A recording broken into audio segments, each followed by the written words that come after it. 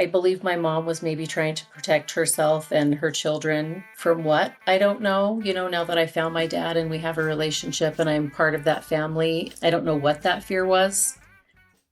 Welcome back to Family Twist. This week, Kendall is chatting with Debbie Smith Olson from the DNA Surprise Network about her surprising discoveries and the emotional, sometimes bewildering journey of discovering and connecting with biological family members you never even knew existed.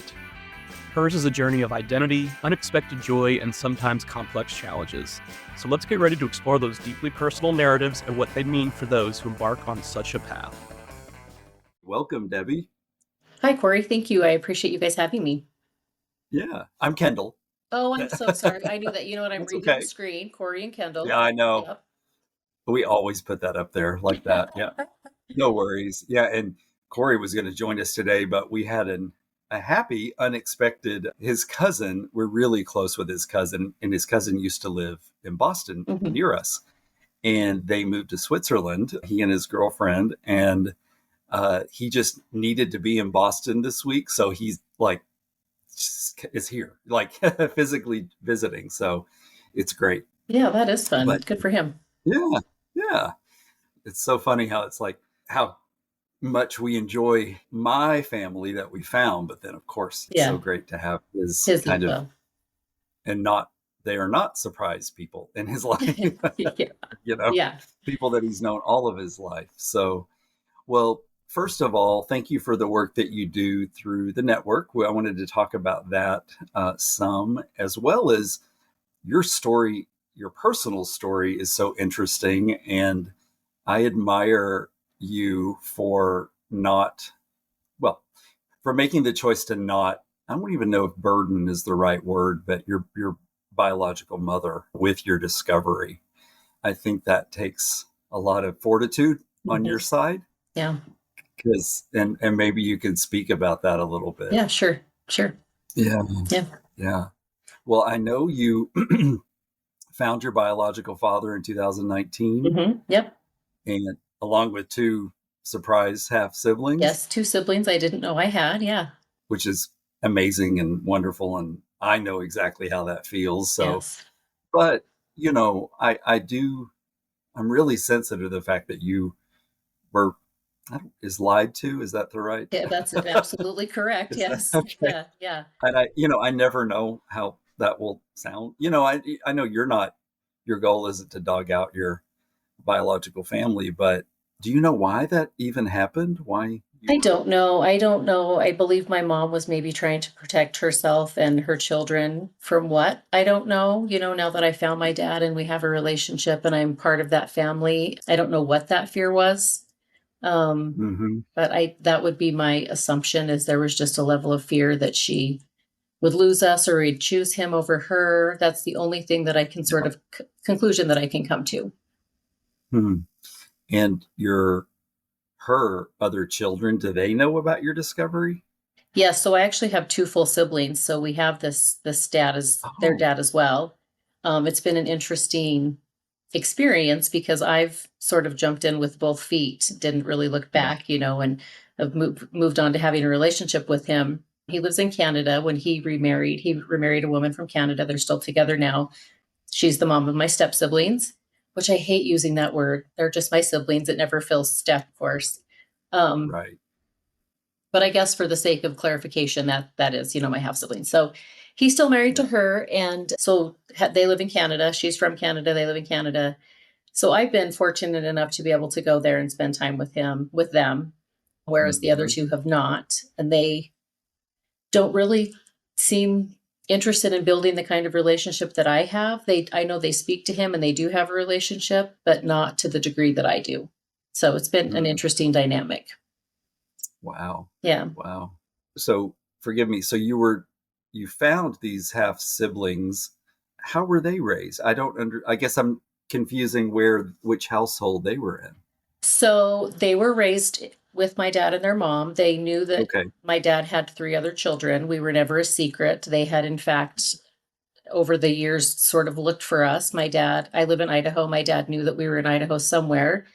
He, of course, knew our first names, but we were step parent adopted. So our last names had Right. changed and he didn't know our last name. And he only knew the month and year of our birth. He didn't remember our birth dates exactly.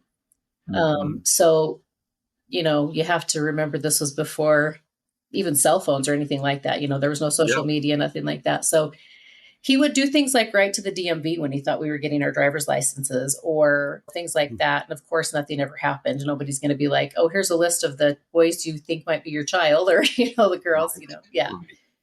So he Wow. did try to sort of search for us in any way that he could, but, just never Hmm. really had any luck. I just feel like that's, I mean, of course, sad for you, Yeah. and your siblings, but I mean, how hard for him.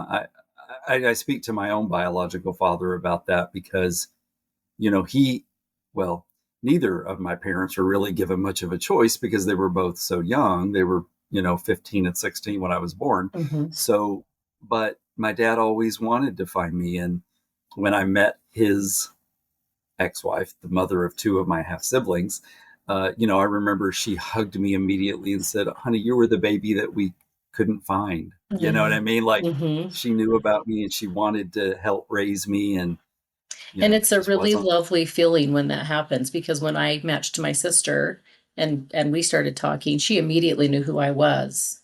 And to Wow, not have been a secret to them, for them to be like, no, we knew you existed. We tried to find you.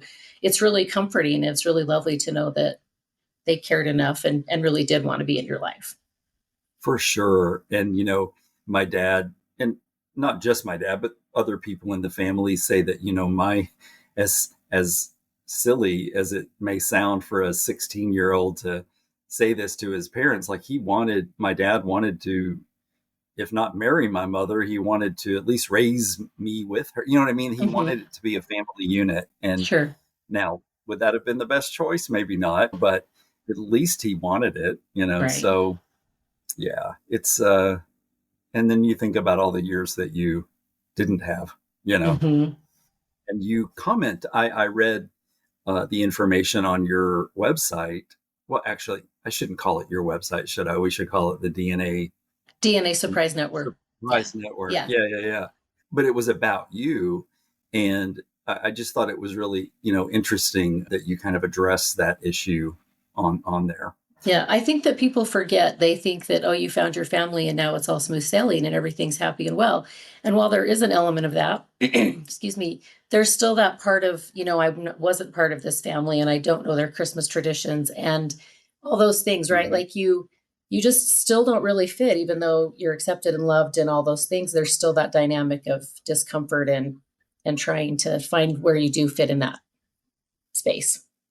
Right. No, it's totally true. And I have a local brother and a local sister, half siblings, and they don't always see eye to eye. And so I was delusional enough to think that we were all going to be the Brady Bunch. You know what I mean? And that it was everybody's going to get, and it just is, it's real life. And I had built up this delusion about the way that it would work. And I'm a control freak. So for me, it was like, I know that about myself. And I have kind of a savior complex, like where I'm used to coming into a situation and fixing a problem, and we're all going to hug it out, and you know what I mean, like Right. that's just Yeah. who I am. And to walk into a situation where that really was never going to happen, it's just, Mhm. it was startling. It was like, can't we all get along, Yeah. Yeah. and you know shame on me for kind of creating this delusion, right, that this is the way that it's going to happen, because it's probably just like every other family. You know Yeah. what I mean? Yep. Like, Exactly. Yeah. We're all only yeah, human. exactly, exactly. And what I've learned from that, I think, is to give people a little bit more grace, to not be as critical of the fact that it isn't a perfect scenario, and we Yes. are gonna have we are gonna have disagreements, and we are gonna be rude to each other occasionally, and things like that. Right. But which was weird for me because until I was 11, when my adoptive father married his second wife, I had been an only child. And so I kind of didn't really have that dynamic in my life. Like there was nobody to argue with, Yeah. you know? Yeah. Nobody to take your And then things or any of like that stuff that siblings that's do to each right. other. Yeah. That's right. And then when I got my stepsister, who she actually passed away in March unexpectedly, but she and I were the same age. There were only 6 weeks between us in age.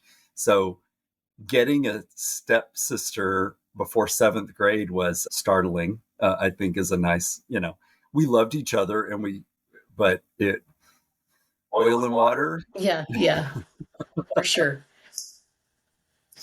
Yeah. So talk a little bit about the DNA Surprise Network. I just think you have a cool mission, and talk about the purpose of it. I think much like a lot of other people, when we have this life event happen, we don't know where to go. You know that this has sort of messed with your equilibrium, so to speak, and you just feel off and alone and all that stuff. I am very lucky because my husband's also adopted. He has reunited with his birth mom. He reunited with her 20 years ago. So they have had quite, a relationship for a long time. He has three sisters. He's actually kind of working on building a relationship with his dad at this point, but he very much understood where I was coming from, where you're sort of thrown off kilter and you don't really know where to go. And much like everybody else, you go on social media, you search Google, my dad. I just found my dad, things like that, crazy searches you do because you don't know what Yeah. else to say. This is what Right. happened. Yeah. So from there, I had been training as a life coach, and I just decided that, our community really does need mental health support and people who they can talk to and all those things. And so it sort of blossomed from there. And I just have continued to work on it. And it's where my heart is. I love it. I've been involved with Right to Know now with Cara. She's, I've been invited and accepted a position on the board with her. So it's really been moving along nicely. And I just, want to be a resource for people to turn to when they have some kind of crazy life altering experience. Yeah. Good, Well, bad, or I can otherwise. see exactly. It's funny. I overwhelmingly, yes, the difference between my birth father's family always wanting to find me and my birth mother lying about, you know what I mean? Like nobody even knew I existed. There's a big dichotomy there, but overwhelmingly it's been a positive experience, right? So Mhm. I wouldn't change it for the world.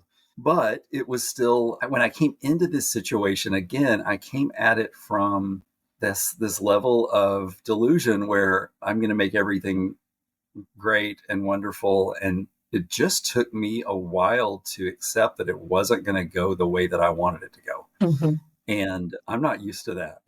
I'm just, I'm a planner. You know, I mean, Corey and I did pick up sticks and just on a whim move from where we lived in St. Louis to San Francisco. And then when I found this family, moved from San Francisco to New England. So, I mean, that wasn't planned, but I'm saying I've had good life plans. You know what I Mhm. mean? Yeah. So Yeah. I just thought, I could control all of those things. And I never knew that I would need things like the resources that you're helping to provide. I Yeah, and I just, think that's one of the things is it does take a minute for the dust to settle because initially you are quite euphoric. I think it took me about a year to say, okay, I don't feel like good about life right now. Like things are really challenging me. And, for me to go to therapy and work with a life coach and all those things, it was a good year before I was sort of out of that euphoria. Everybody says coming out of the fog. It just takes a minute for the mhm. dust to settle. Yep, I agree. And for me, and I didn't think this would be part of the equation, but for me, doing this podcast has been one of the most therapeutic things that I've ever done. I mean, yes, that's completely aside, but I never knew I needed this. I Mhm. never thought that I needed to talk to people about my story because my adoptive life was good, and it sounds like yours was too, right? With your father Yeah, who I mean, adopted. I had a great life growing up. We didn't have a lot like many people. It's not like I was, rolling in the dough with my family and living in nice houses. There were some struggles, but we Yeah. were certainly cared for and loved and all of those things.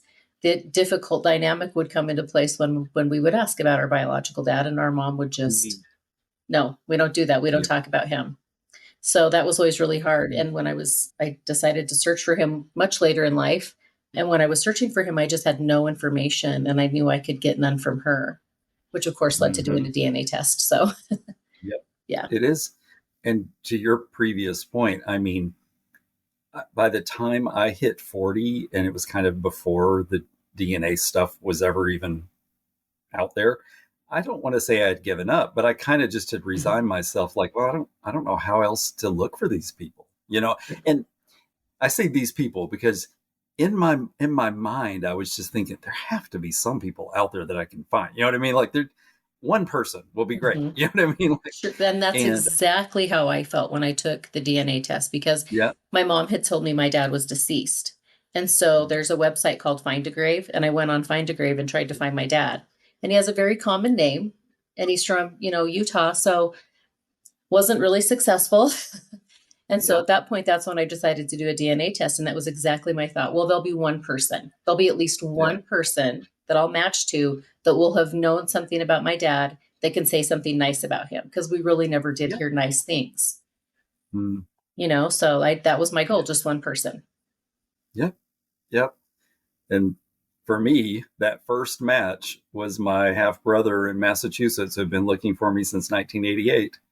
It was just that epiphany. It was that, oh my gosh. And my brother Chris knew so much more about my birth than I did.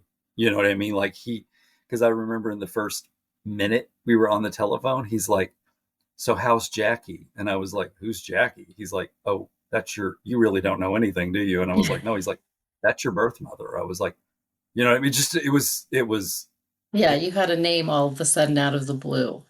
it I can't explain the way that it just gave me chills. Like Hmm. it was bizarre. I'm like, oh, Yeah. like that, here's this whole side of the family that, knew her and knew her name and her first and last names, but again, very common, Yeah. name. And I was like, oh, but my father didn't know where she ended up. He didn't know, Hmm. so it took us, and it's funny. I'm, I, Corey would say I'm very impatient. And I can be because I've always made things happen. But I found Chris on August 23rd, and it was on Labor Day.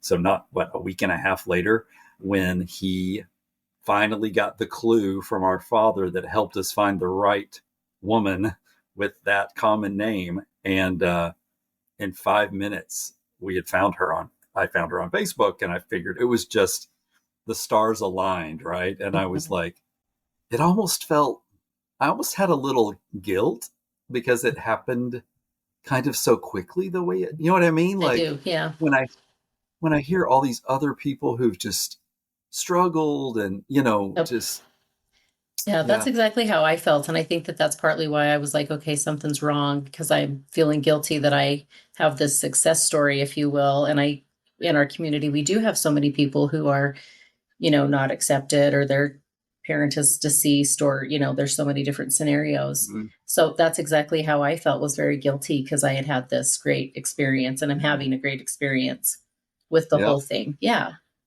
yeah. I was talking to one of my high school friends who knew that I was adopted. I mean, everybody, my hometown's as big as the room I'm sitting in. You know what I mean? Like Hmm. it's everybody knew everything.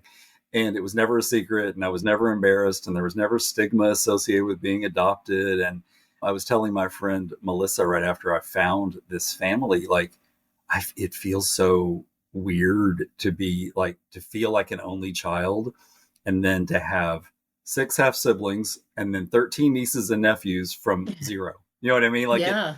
it was bizarre and unreal. So I'd love to have Melissa on the shows because she has an interesting story too. Um, They're very surreal moments when these things happen. And I think even as prepared as you think you might be, you just are never prepared.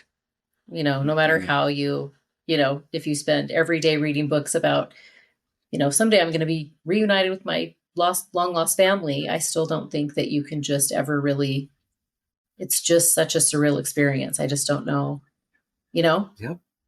No, it's true. And I'm so fortunate, and I don't take this for granted, that the only people that had already passed away were my grandparents on both sides. They were all gone. they're the people I really wanted to speak, because like they were the decision makers about Mhm. why it was given away. So really, they're the only people that could answer those questions. But then my father had a brother who passed away young. But apart from that, like all my siblings are living, you know what I mean? Like I feel Mhm. so fortunate. I just hear such stories that, like you mentioned, where someone will make this discovery and the parent just died last month. You know what I mean? Just Yes. tragic. It's like, and I feel, yeah, so fortunate. And thank goodness, Corey, it's funny. For in 2017 is when I made my discovery, and Corey got me my DNA kit for my birthday, and my brother's wife got him his for his birthday. That's so So interesting. just the same, yeah. So Chris did his in February. I got mine in July. I got my results in August, and Chris teased me and said, "What took you so long?" You know, it's just it was just, again, I don't believe in fate and all that stuff, but it is the Very, very coincidences. serendipitous for sure. Yeah, Yeah. the coincidences are like, wow, you know. And mine was a year. My mother's family has done their genealogy very well. And so when I, got my results, I saw all of that family that I sort of knew already. Mhm. That is one thing that my mom did. She sort of took us away from everyone's family because I think she didn't want my dad to know where we were. So we really didn't grow up with any aunts and uncles or anything like that. My Hmm. stepdad's family lives in the same city that I live in, and they were a part of our lives, but growing up, that was the only family that I grew up with. Right. So when I got my results, I'd seen my mom's family, kind of already knew all those names, knew who those people were. Then I had very distant matches. And so I was very frustrated. And I sincerely didn't look at Ancestry again for a year. So my sister had matched to me in January of 2019, but I didn't see it until the end of April. Yeah. So she's like, my dad kept saying, we just thought you were mad and you didn't want to meet us. And Yeah. I'm like, no, I literally just didn't look at it. Yeah. So yeah. Yeah. It's interesting because now, because I've made all these discoveries and I know so many people, I find myself not going on as often as I should, Yeah. um, because my dad even jokes that he's like, well, you could have a couple of other. I'm like, oh, please don't say that. You know what I mean? Like, not Yeah. off the cuff like that. Yeah. But because we three boys are very close. So I was born in July of 1970. My brother Todd, by a different girl, they were not, none of them were women, by a different girl, was born in August of 71. And then still a third girl in my brother Chris was born in February of 72. So we are really, Yeah. close. But yeah, and he married my stepmother. But so we were like, Dad, how many could be out there? It's like, Yeah. uh, Yet I, another plot yeah, twist. I tell you, Yeah. we joke, my brother Chris and I say, well, we pop it open every once in a while thinking, who's Yeah. my closest match? You know? Yeah. Yes. Yeah. Yeah. And Which ironically, my Chris is. sister and my dad's half sister are my closest matches now. And I've since learned that my dad's an NPE. He was raised by Oh, his grandparents, believing they were his parents, when it was his oldest brother that was his biological dad. So, really? yeah, yeah. Wow. And he didn't learn about, I mean, did he, No one what ever age said was he? anything at all to him. He just always was raised that way. He was, of course, the youngest of all the siblings, and he just Sure. figured he was the oopsie kid, right? And Yeah. then his biological mother apparently had some children with a few different men. And one Mm. of the sisters wanted to find all of her siblings. And so I don't know how she found him. I don't know if one of them knew where my dad went or how that all went down, but he ended up finding Mm. out that he has like six siblings, or maybe there's six of them, and he's kind of in the middle of them. So, yeah. Yeah. Wow. Which is, I mean, it's wonderful that your grandparents were able to keep, you know what I mean, take care of him and Hmm. keep him. And that's wonderful. At least he still got that family connection, Right. I try not to judge my deceased grandparents for Hmm. not doing the same for me. Like Sure. when I think about all the people that I know who are raising their own grandchildren, Hmm. I feel like that's just a kind of a responsible thing to do. But who am I to say? Yeah. I try not to get on that soapbox. Hmm. I But think I, it's becoming so much more socially acceptable for when things happen. I think that I'm hoping the society, yeah, parents, we're coming along to like, oh, this happened. What's a good way we can resolve this? And not yeah, everybody's being forced to give their child up right. for adoption or those things. Yeah, I feel like it's all it takes is one, you know what I mean? Like one silly moment, right? Where you do Hmm. something that you shouldn't have, and then there's a baby involved. And I Right. wish that even back then there couldn't have been a little bit more understanding given, like Hmm. it's interesting because when I was a child, my parents were very open about it was a private adoption, so they didn't know anything, but they let me talk about it all the time. They let me ask all kinds of questions and let me speculate till my heart was content. And I would say things like, well, what do you think? Was as if they had any Hmm. clue. I'd say, what do you think? And my mom would say things like, well, she used to call her my birth mommy. She said, your birth mommy might just not have, she might not have been well, or she might not have felt ready to take care of a baby. So they made it as positive as it could be with the fact that they had no details. Yeah. And they just removed all that stigma for me, because, Hmm. when my fear for a child is that they feel like they're in some way responsible, for being given up, and I never, ever felt that. Yeah, that's nice. Good. Yeah, I did have an evil cousin whose name will remain nameless on this podcast, but she's a little bit older than I was, and she'd say rude things sometimes, like, well, your parents just didn't want to keep you, and I'm like, A, shut up, you don't know what you're talking about, and B, how rude, Yeah. like, Yeah. you don't know any more than I do. Right. But I had that fortitude. I wasn't Hmm. going to let her talk to me like that. And I had no shame about being adopted. And I wish that for everybody. And I Hmm. know it's just not always the case, Right. you know. Yeah. Yeah, and I used to be embarrassed. We weren't allowed, like I said, we weren't allowed to speak about our dad or ask questions. And so it was embarrassing to me, with if people Hmm. when people would discover that the man raising me wasn't my biological dad and they would ask questions, I was always very embarrassed. It was shameful for me. So that was something that was hard for me to sort of get over and work through that, because you get this idea that, oh, they didn't want me, right? What's wrong with Right. me? And then Right. once you can kind of get past that, then it's easier. Yeah. But yeah, there is Yeah. some And shame. and I do think for you, it's a little different because you had your mother, right? Like you knew she was your mother. So it's different. For me, I felt like maybe my dad didn't even know about me. You know what I mean? Like I was Right. very realistic about that when I was like 5. I would say to my parent, maybe my dad didn't even know I existed. And he did, but I didn't know that. Sure. My parents were just the greatest at normalizing things. They're like, doesn't matter. You're our kid. We Yeah. love you. You know what I mean? Like, Yeah.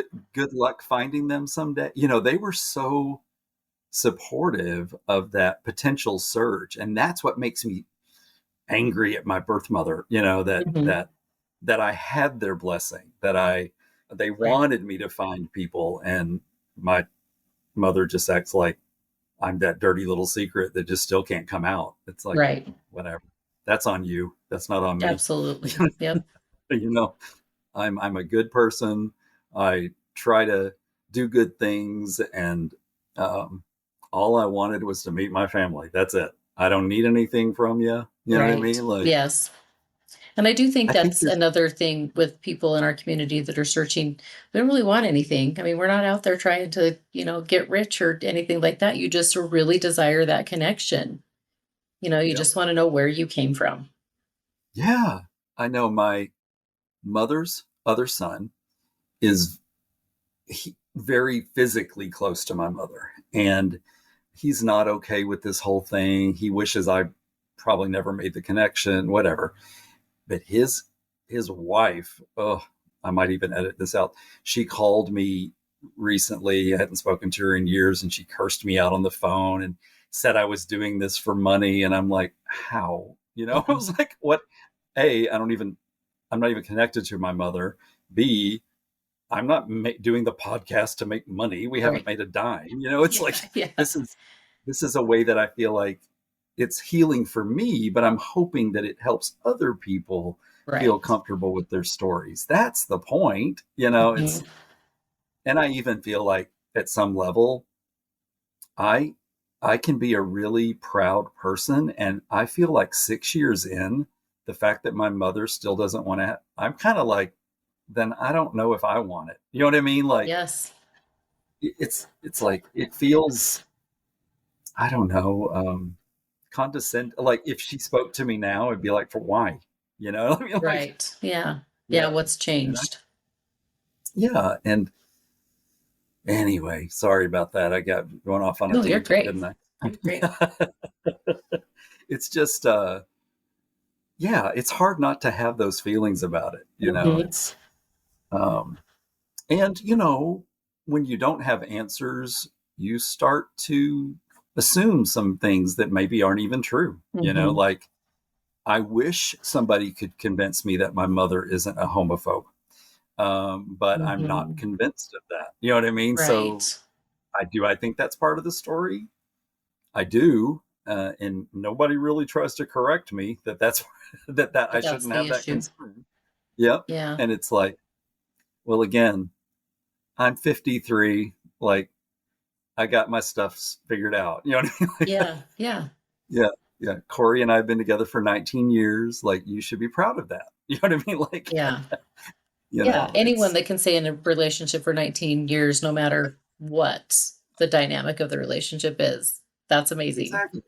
Yeah. Yeah. Like I'm proud of us. You know what I mean? Like, And you should be. and I feel like exactly like, Yeah. and I don't, I won't be belittled. You know what I mean? Like I won't let somebody talk down. I was reading an article today where somebody was equating like, oh well, I love everybody. I love the drug addicts and the um what was the phrase? It was another and the gay people. And I was like, well, thanks for just lumping me right in there with the things that other people would say are Yeah. socially unacceptable. But it's just, yeah, and I'm not always okay with that. Like, it's like, I don't need your approval. I'll just take your acceptance. Thank you.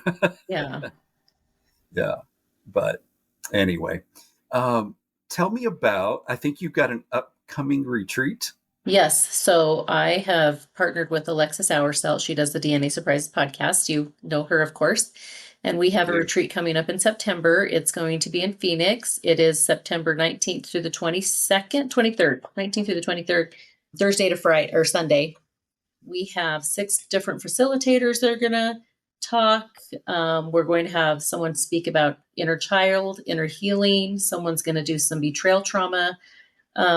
Speaking about betrayal traumas, we have some movement and sound. We have like a little bit of yoga. You don't have to, if you don't have to be a yoga person for this experience.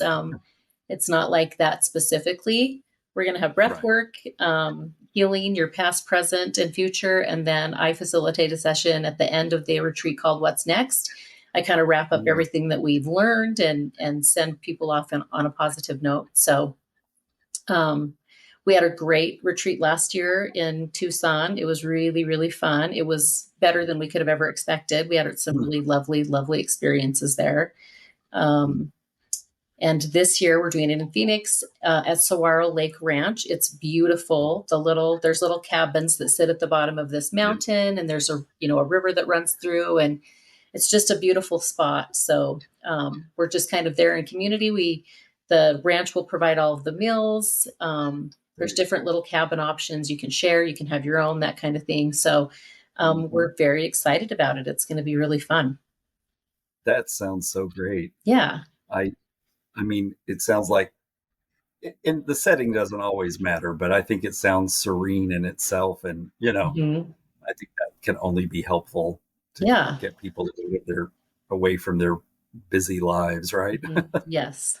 Yeah, very cool. Very cool. Well, Yeah. thank you for that. I mean, thank you for helping provide that space for Oh, people. it's just like you said about the podcast. It really is my pleasure. It is something that brings, I believe, Alexis and I both a lot of joy and a lot of healing on our journey.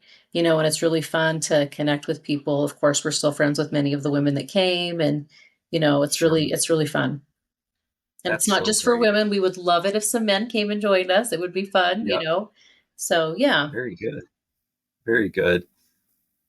Is there anything that, and I can put this in later, is there anything that you wish that we had talked about that I that I should intersperse? Well, Debbie, thank you so much for coming on. It's been Absolutely. fun, and I love your story. I think compared to many, I think you and I have had really good experiences with Yeah. finding our families. So Absolutely. I'm very blessed. I get to go see them.